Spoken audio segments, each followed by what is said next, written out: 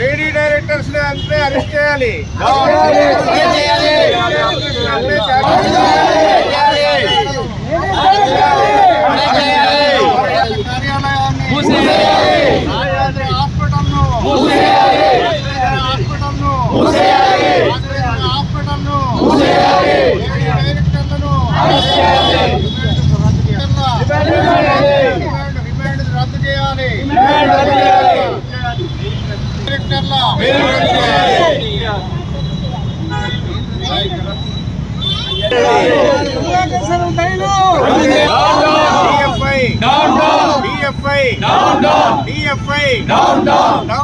కమలాకర్ శర్మ రద్దు చేయాలి.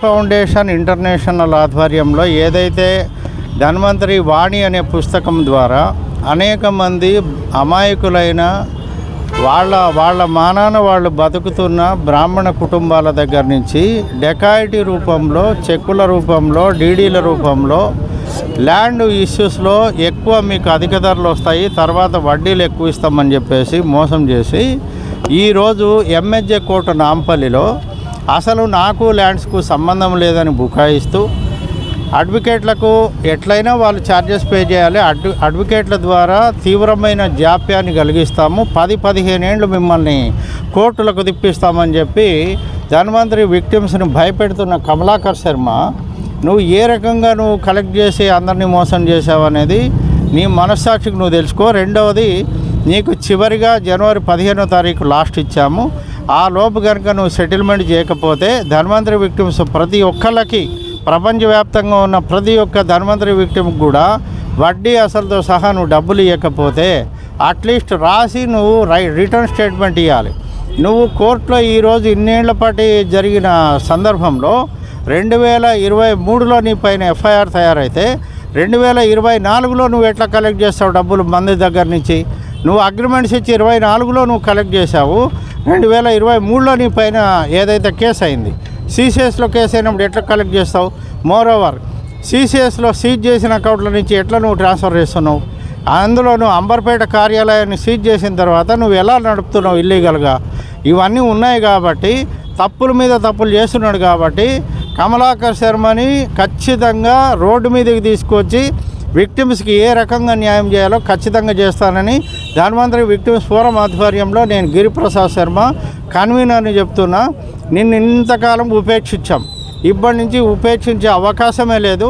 నీకు జనవరి 15 చివరి రోజు, అది నీకు తద్దినం పెడతామా రోడ్డు మీద కొడతామా అనేది ఆ రోజు ఖచ్చితంగా తెలియజేస్తాం. అట్లనే ఇదే విధంగా ఈరోజు చెప్తున్నాము, గవర్నమెంట్ ఇమ్మీడియట్గా పట్టించుకొని సిసిఎస్కు పవర్ లేకుండా ఎట్లా చేస్తారండి? సిసిఎస్లో ఒక డీసీపీ ఉంటుంది, ఐపీఎస్ మేడము, తర్వాత ఏసీపీ ఆదినారాయణ గారు ఉంటారు.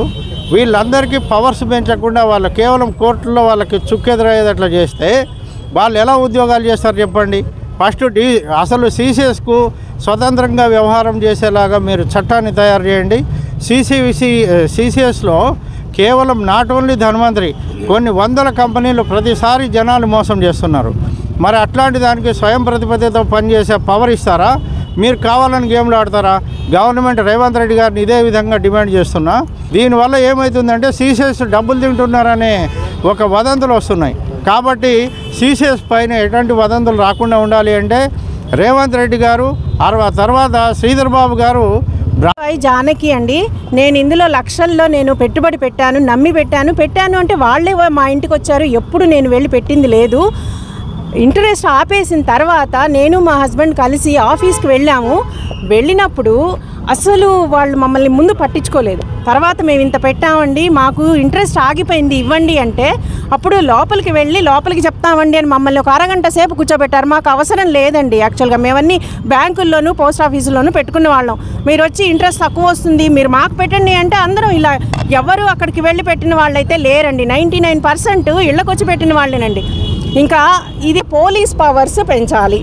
పోలీస్ పవర్స్ డిపార్ట్మెంట్కి పవర్స్ పెంచితే ఏం జరుగుతుందంటే వాళ్ళు అకౌంటబుల్ అవుతారు. ఇంకొకళ్ళు వెనకాల డబ్బులు తీసుకుని ఇక్కడ మేనేజ్ చేసే పరిస్థితి ఉండదు. కాబట్టి అకౌంటబిలిటీ ఎక్కడుంటుందో, రెస్పాన్సిబిలిటీ ఎక్కడుంటుందో అక్కడే అన్నీ మనం చేసుకోగలం. మన డబ్బు మనకి రావాలి అంటే అకౌంటబిలిటీ ఉన్న వాళ్ళ దగ్గర, రెస్పాన్సిబిలిటీ ఉన్న వాళ్ళ దగ్గర నుంచి డైరెక్ట్గా మనం చేసుకోగలం. మినిస్టర్ గారి దగ్గరికి వెళ్ళాల్సిన అవసరం మనకి ఏంటి చెప్పండి? ఇక్కడ అన్యాయం జరిగితే మనం మినిస్టర్ గారి దగ్గరికి వెళ్తాం. అసలు ఇక్కడ ఏం జరుగుతుందో కూడా ఎక్కడ ట్రాన్స్పరెన్సీ అనేది లేదండి. ప్లీజ్ ట్రాన్స్పరెన్సీని పెంచండి. ప్రభుత్వాలు ఇవాళ సోషల్ మీడియాలో ఎవరెవరు ఎక్కడ ఏం చేస్తున్నా మీకు డైరెక్ట్గా ఫొటోస్తో సహా, వీడియోస్తో సహా బయటకు వస్తాయి. కాబట్టి మనం డబ్బు సంపాదించుకుని మన జనరేషన్స్ని పెంచుకుని వాళ్ళని మనం ఏం సేవ్ చేసుకోలేమండి. మన జనరేషన్స్ సేవ్ అవ్వాలంటే వాళ్ళదే అది. కాబట్టి దయచేసి ఇటువంటి చట్టాలని, ఇందులో ఉన్న లొసుగుల్ని అన్యాయంగా ఆసరాగా చేసుకుని అన్యాయం చేస్తున్న వాళ్ళని దయచేసి ప్రభుత్వాలు కట్టడి చేసి తీరాలి. వాళ్ళు అన్యాయం చేసిన వాళ్ళు వచ్చి చక్కగా కూర్చుంటారండి రాజుల్లాగా. మేము కష్టపడి సంపాదించిన డబ్బండి ఇది. బ్రాహ్మణులకి ఎవరండి ఊరికి ఇస్తున్నారు? ఇవాళ ఎవరన్నా ఇస్తున్నారా చెప్పండి? ఒక్క పైసా వస్తుందా అండి? మా రిటైర్మెంట్ డబ్బులు మేము కష్టపడి ఇంట్లో పిల్లల్ని కష్టపెట్టి, భర్తని, భార్యని అందరినీ కష్టపెట్టి సంపాదించిన డబ్బు తీసుకుని కోర్టులో అండి కూర్చుంటారండి. డైరెక్ట్ పెద్ద పోజ్ అండి. లేడీస్ కూడా